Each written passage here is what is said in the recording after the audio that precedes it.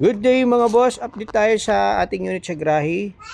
Ang Ford Ranger natin na XLT 2015 XLT diesel engine na automatic transmission, 520 negotiable. Wala po issue mga boss, gagamitin na lang. Complete legal documents, ganda pa ng loob, ganda na shifting, pati yung Triptonic. Order natin is 91.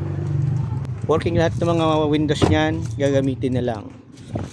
Yung Fortuner natin ng 2011, naka-ready na rin po sa market, lilinisin na lang. Registrado, malamig aircon, naka-tinted, north to south na RFID. Asking price is 620, negotiable. Yung Kia Picanto natin na low budget na sasakyan, nandito pa. Manual transmission, rehistrado, malamig aircon, kakapal ng mga gulong. Issue niya lang, ayan, kupas po. Ayan. Pero yan ay napakatipid, manual po yan. Yung pang-apat natin na unit, itong Adventure na GLS Sport. Ayan mga boss, rehistrado din, malamig aircon, kakapal ng mga gulong. Ayan, 8 to 9 seaters to mga boss. Manual transmission, napakatipid po niyan. 45.6 sa makina.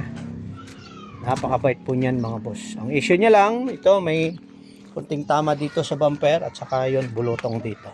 Yun lang magiging issue. Asking price is 275, negotiable. Registrado, naka-tinted, rim gutter, aero rack, running board, bull bar, harap at likod.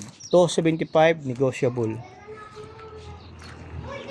Panglima natin na unit, Ford Fiesta na 2014, sedan, registrado din, malamig aircon, walang mga kalampag, ang ganda ng kondisyon ng makina, shark face na siya mga boss, 2014, asking price is 215, negotiable.